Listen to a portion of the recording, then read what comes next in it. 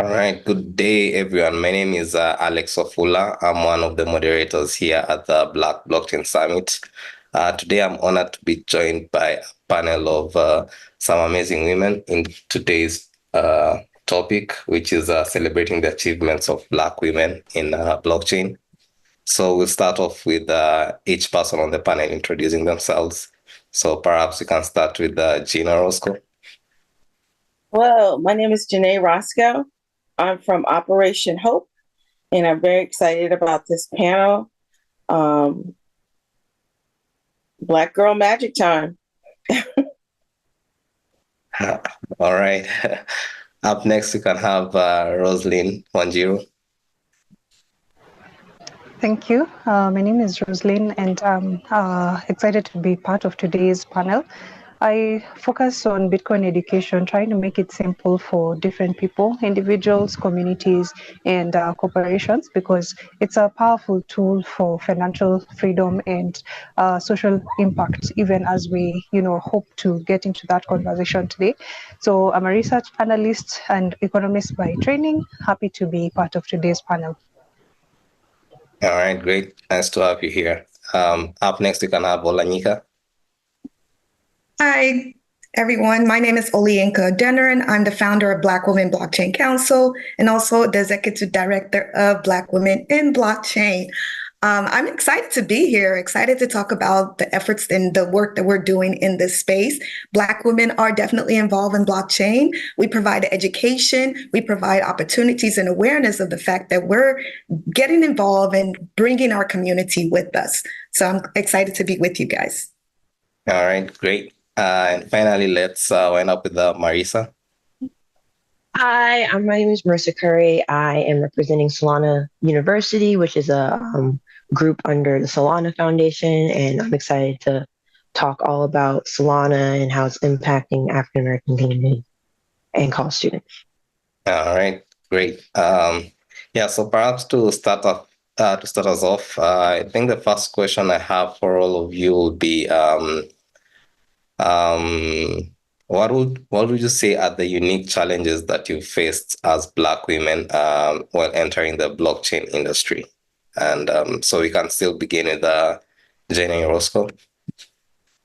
I want to first say thank you to I Love Black People and the Black Blockchain Summit, because I actually got a chance to meet a lot of phenomenal women and men in this space because of your legacy. Is this the 6-year anniversary? This is the 7th year. 10th year? 7th. 7th year. Yeah. 7th year anniversary for the Black Blockchain Summit. And it's all to the hard work and efforts that you have provided to bring us all together and really help grow the network. So I want to first start off with that. I also want to say the Black Blockchain Summit, I think, gave the environment for a lot of people who may have come to the first one to really get into the field. And so let's commend you guys for bringing us together. And thank you for providing us this opportunity. With that said, I did introduce myself, but I didn't introduce the audience to Operation Hope. Operation Hope, we are America's premier financial inclusion entity that works with the unbanked, underbanked community that lacks access to capital at times here in the United States, but also helping global communities.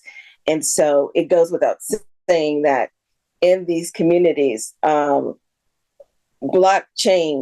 Bitcoin, cryptocurrency has become a greater and easier accessibility to capital opportunity for those communities that lacked the ability to have great success and access to capital in traditional capacities. And so with our founding through John Hope Bryant, our founder, chairman, CEO, founded over 30 years ago in Los Angeles, we're constantly working in the financial service industry, helping the unbanked and underbanked community to have access to capital. So it goes unsaid that we're doing the same thing in this space. And we have worked with a lot of women who thanks to the Black Blockchain Summit and being involved every year with your summit, we've met women who have attended your summit, and through meeting them through their summit, learned about our organizations and helped assist women grow in this field, including some of them who have gone on to start their own companies and really apply the blockchain and the Bitcoin and cryptocurrency platform into their own online businesses and services. So we're really proud of that, to see how unbanked and underbanked Americans in particular and some global entities became financially educated, and then decided, I'm going to take a shot at this kind of entity to make a difference in how I provide access to capital to my goods and services. So really excited about talking more about that and just being a champion of women in this field. All right. And do you have any specific unique experiences you've had around basically challenges that you've had in this space as a Black woman? Hello, Jenny. Are you talking to me or someone else? Oh, yeah, to you. Sorry, I was just following up. Someone else Introduced Operation Hope and what you've been able to do there. So it's kind of just digging into the question around whether you've faced any specific challenges entering the blockchain industry. Oh, certainly.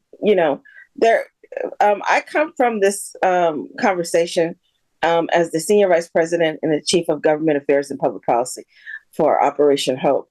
And one of the mainstays that I've been invested in is helping people recognize what is happening on the financial regulatory end, from the American perspective of where we are in the space with Bitcoin, cryptocurrency, the blockchain, and educating our community about what is happening in that space.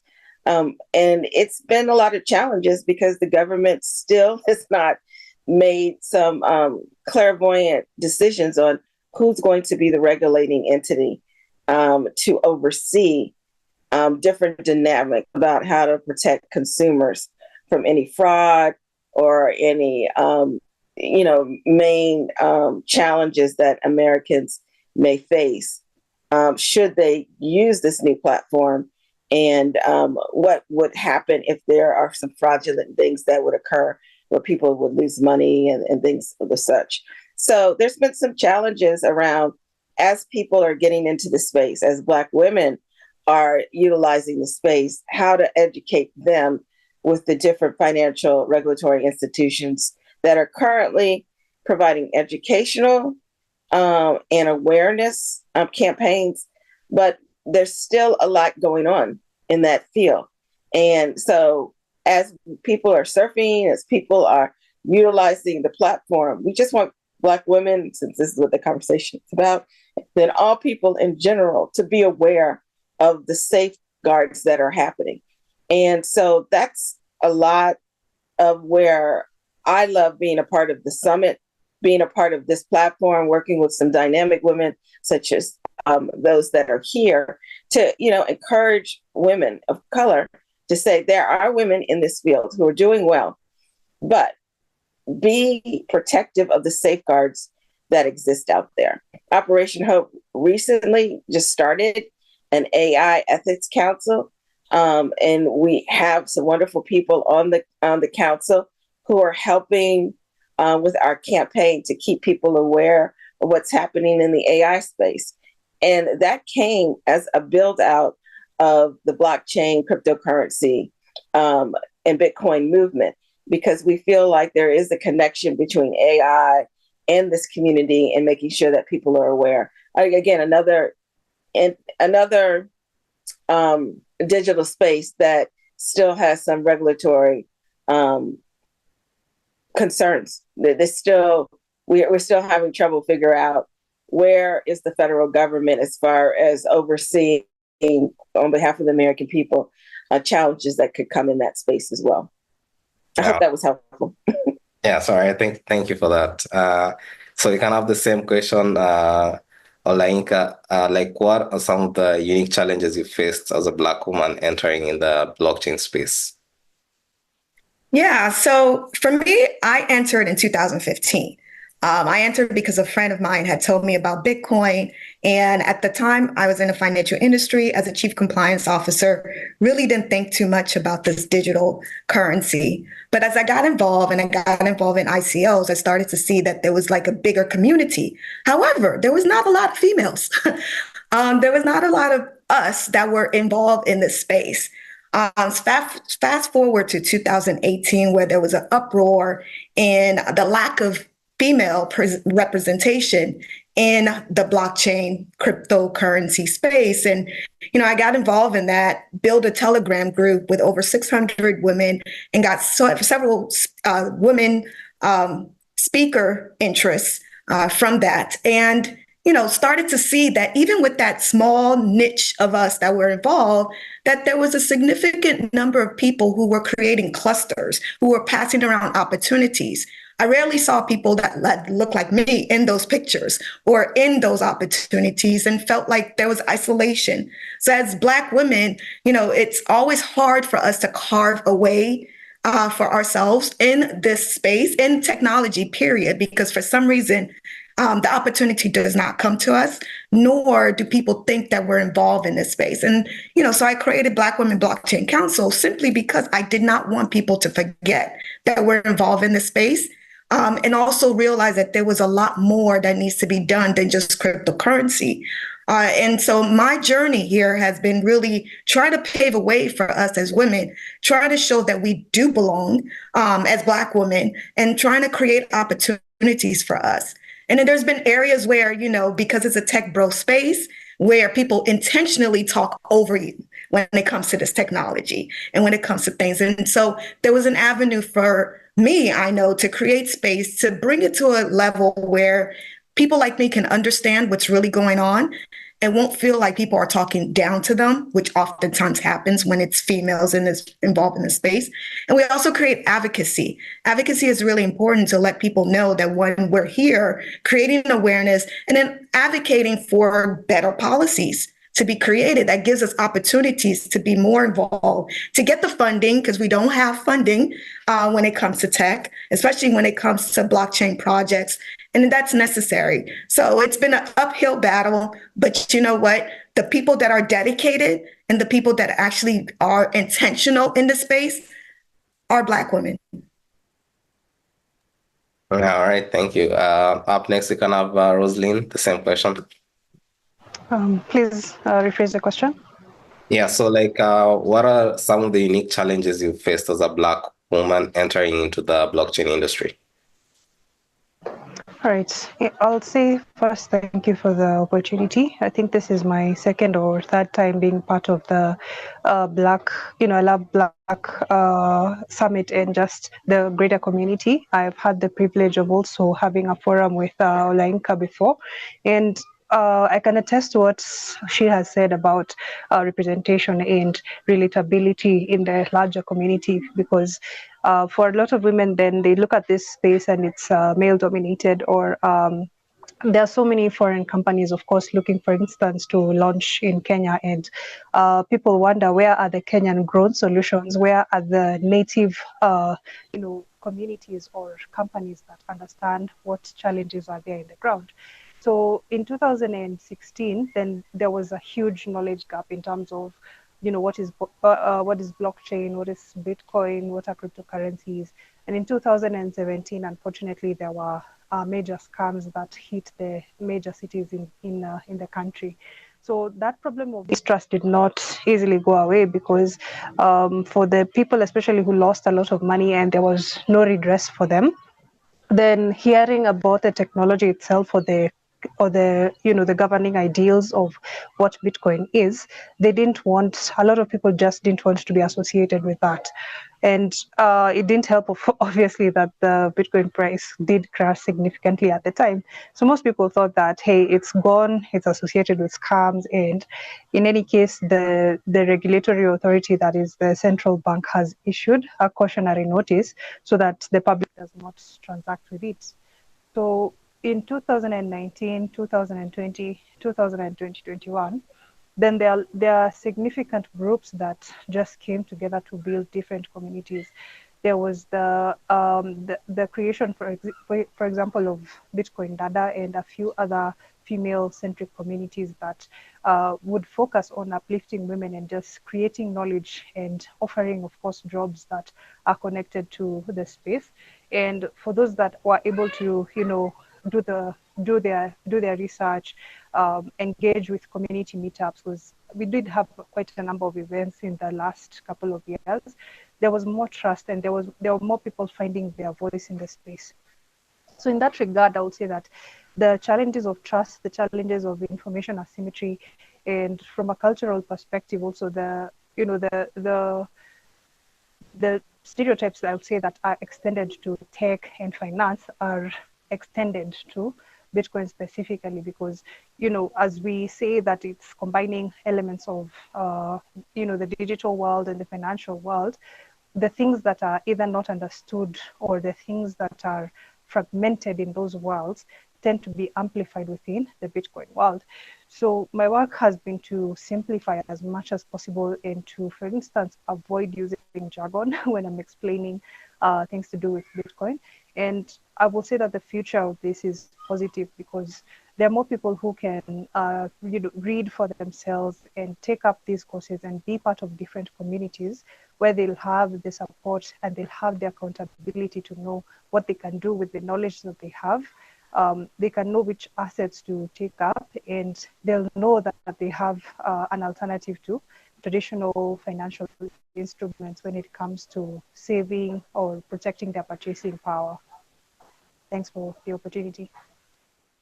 All right, thank you. And Rosalind, your mic kept coming in, and I mean off and on. So I'll try edit the recording on that section to make sure you're clear. But maybe you can just check to see if it's firm. Yeah, then Right. yeah, that's good. That's good. Yeah, then finally we can have Marisa Kari answer the same question. So, like, what are some of the unique challenges you faced as a Black woman getting into the blockchain industry? I think the biggest challenge that I probably experienced was definitely the learning curve. So when I entered crypto, it was in 2020, and I bought Bitcoin, and then I was able to see with the bull run of 2021, my financial investment like basically double, and I would say, but the area where I really began to get into blockchain was in development because I'm a computer science major, and I would just say the only challenge I faced was just simply the lack of access within my own community about the educational tools to start blockchain development. And I decided that like this shouldn't be this way. So then that's how I got involved with Solana University. And I hosted the first ever HBCU event at my college, Bowie State, where I taught other people about like basically my peers about Web3, blockchain, and Solana, and started onboarding more people, because I think the biggest challenge is just simply not knowing what blockchain is and having education and access. And I feel as if within our community, we need to have more of these conversations about like blockchain and AI to advance ourselves forward. So I believe that was my biggest challenge. Wow. So the obvious common theme here, we've all mentioned advocacy and consumer education and how Black women have really been taking the lead around awareness. And then I think as more Black women become aware of this new platform, they're interested and eager to explore. I don't know how you do it, but I did put something in the chat I wanted to address. Forbes magazine recently, this summer, did an article, and it talks about beyond borders and bureaucracy, how blockchain is transforming the global remittance landscape. I think it's important when you think about the global work of I Love Black People and the work of the Black Blockchain Summit, that it goes unnoticed that when it comes to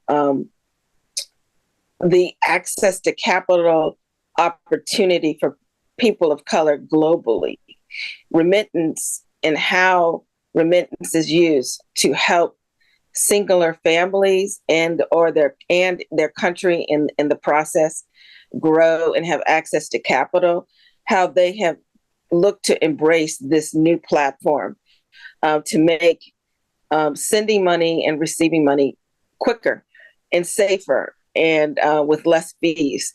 And so I think that we're learning when you think of women in general who lack access to capital, sometimes in their own country, due to the masculinity of how uh, funding is provided.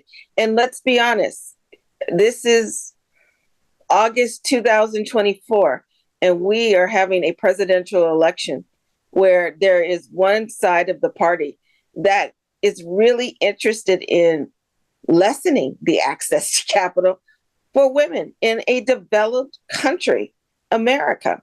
And so, as that conversation goes into a November election, it is a threat to women in this country, people of color. And so, what we see happening in developing countries that lessen the access to capital for people, women of color, we have our own challenges here. So, I commend the Black Blockchain Summit for uplifting wonderful women who are in this space so that whatever decisions that are made in November in America, and the ripple effect of whatever that decision is, it will continue to, champion women of color who are helping provide access to capital, especially in this newfound space, for people not just in this country, but globally. I couldn't help but put a political lens on the situation because it's not something that's readily talked about.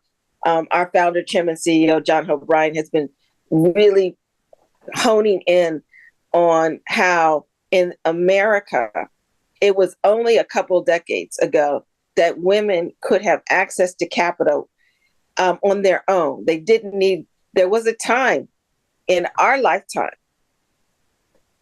in my decades of lifetime, was I unaware that a woman had to get permission from her husband or her father or grandfather or her employer to have access to capital. In some capacities, it's actually happening in some developing countries. So the lens of what the blockchain, Bitcoin, and cryptocurrency provide for women all over the country, all over the world, to find new platforms, it's important. And so it's important to uplift women who are doing something about it as well.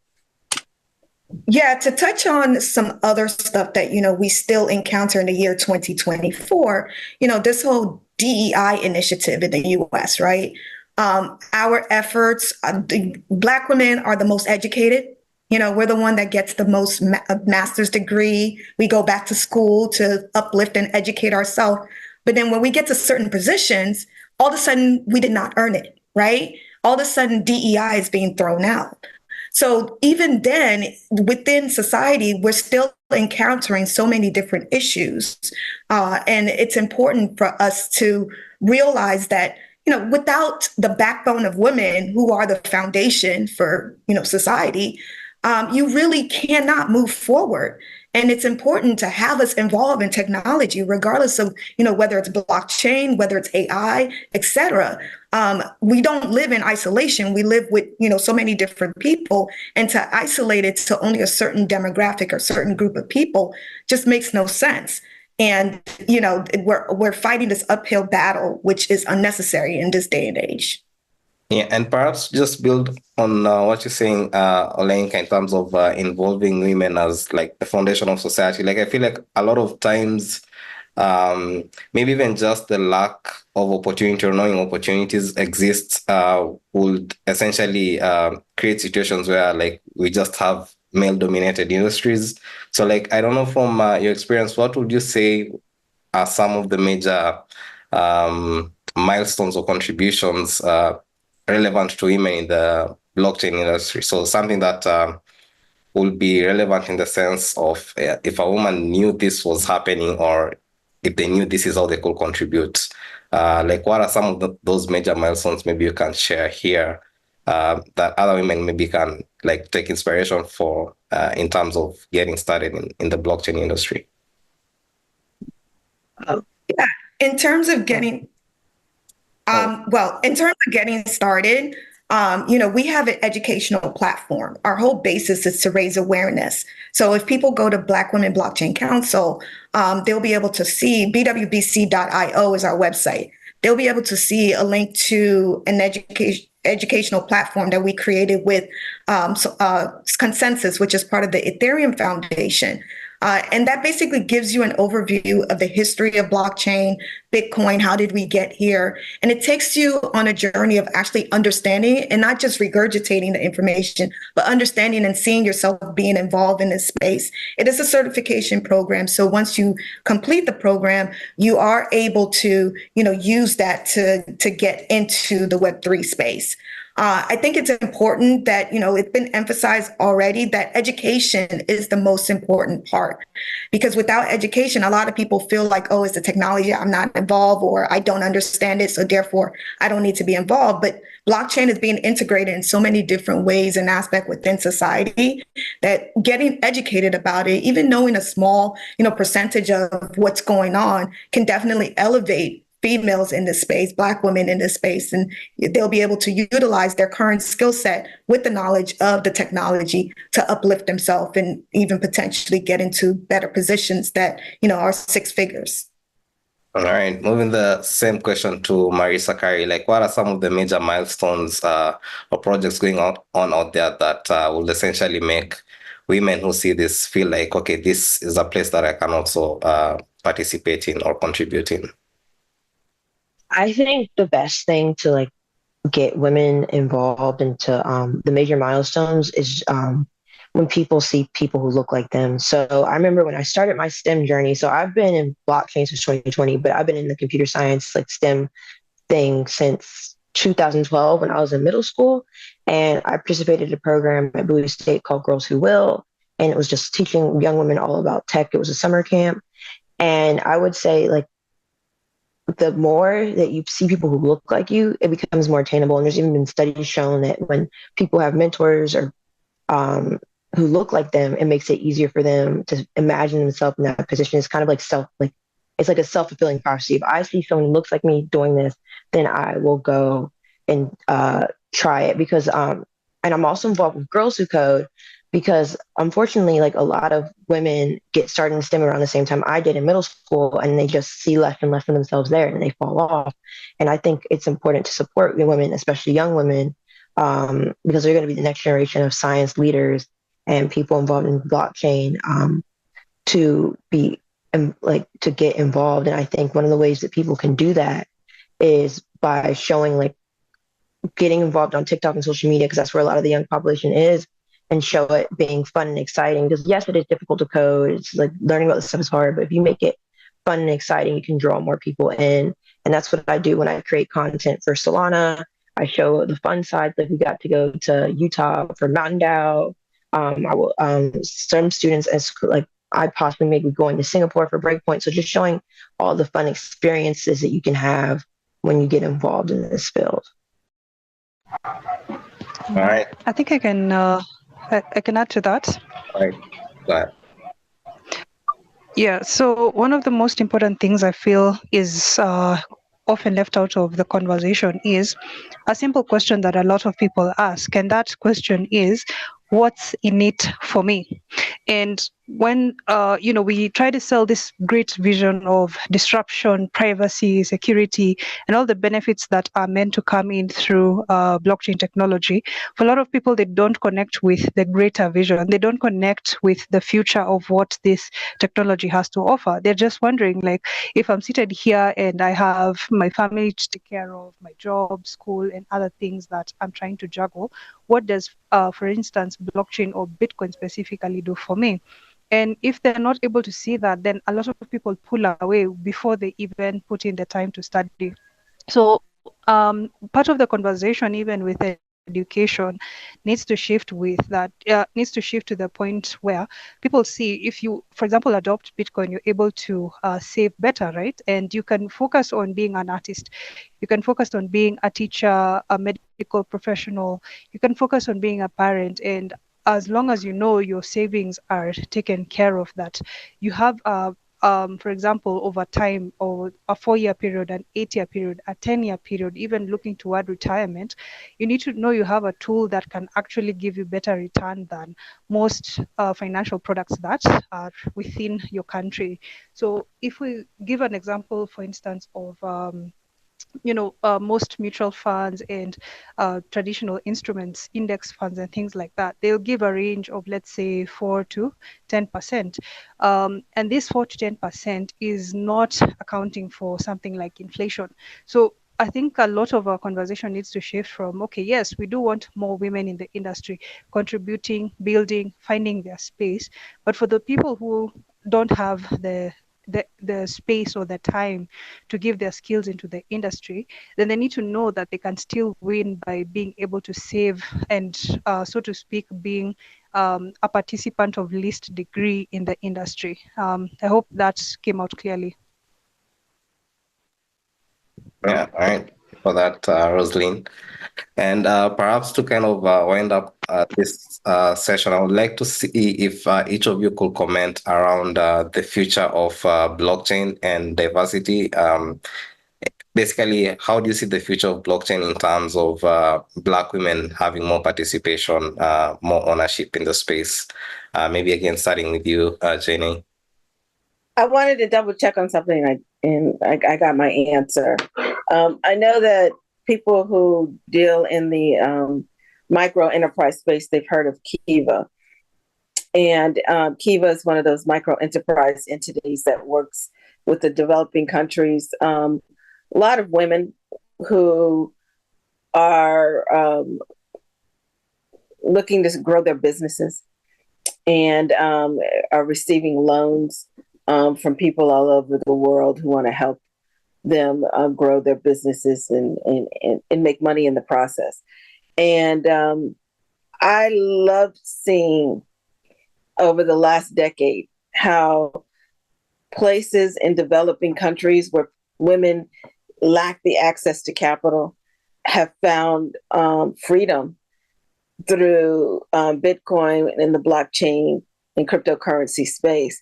So I double checked, and because I remember this because I participate in that campaign, and they've been one of the interesting micro enterprise entities that embraced the space and allow people to loan money to and allow the women to accept money in Bitcoin. That's pretty revolutionary because when you look at in America, our developed country and society, and the way that we help small businesses and women grow their businesses, that's not necessarily the case.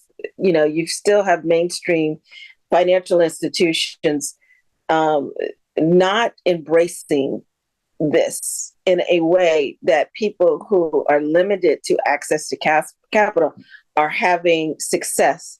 And so when you see that there are micro enterprise entities that are providing that service and helping women of color all over the world gain access to capital through the blockchain, it's a win-win scenario for women in developed countries as well as developing countries, because it means the demand is so high that the mainstream industry has to find a way to help everybody have access to this. And let's bring this full circle here.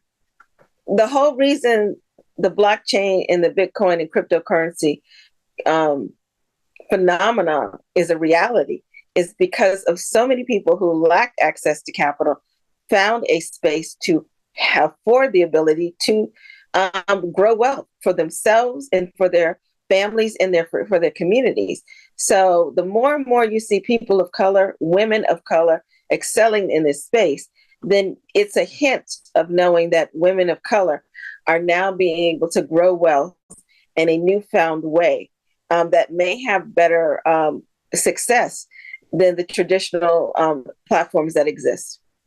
I didn't mean to sound so nerdy about it, but I'm just trying to hit it from the context of, Black women are smart, they're savvy, and they look for safe and legal ways to grow wealth for themselves and for their communities and for their families. And this is a system that is working for them. And I think that's also a reason why it's hard to figure out how to regulate it, because it's successful and they're not quite sure with all of the success how to rein that in. And so it's important for like groups that are represented here are constantly being advocates and educating Black women in particular about it's okay to be in this field. It's okay to be aware.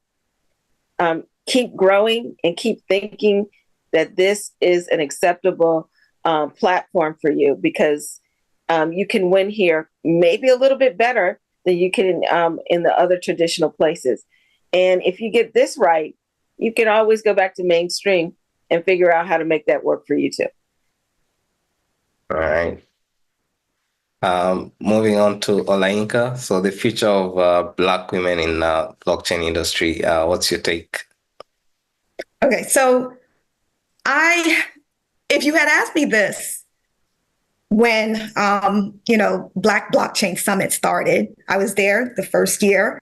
I remember being in Sinclair's house for the kickoff party.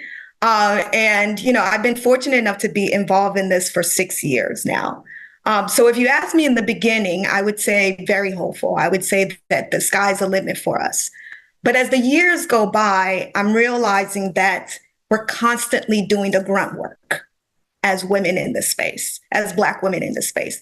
We're constantly trying to bring everybody in this space. However, we don't get the recognition. We don't get the funding, okay? And the opportunities do not filter down to us, regardless of what we do.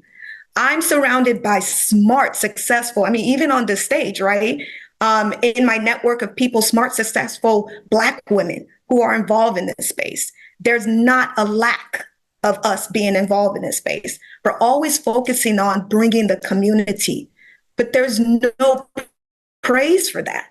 We don't get the recognition for that. We don't get the awards. We don't get the opportunity to sit in front of Congress and tell them about what this means for a community of people that did not have hope in finance before, but now have opportunities, right? We don't get to get praise for our efforts and the things that we're doing. And so, it's disheartening as we sit back and we go through the day to day and realize that, the DEI efforts are out there. There was, a VC that was specifically for Black women, and they went after that. In the VC world, we get less than 1%. We can't even get a dedicated pipeline that considers us. It's not like they're giving us billions of dollars. They're not giving us millions of dollars, right? But we're getting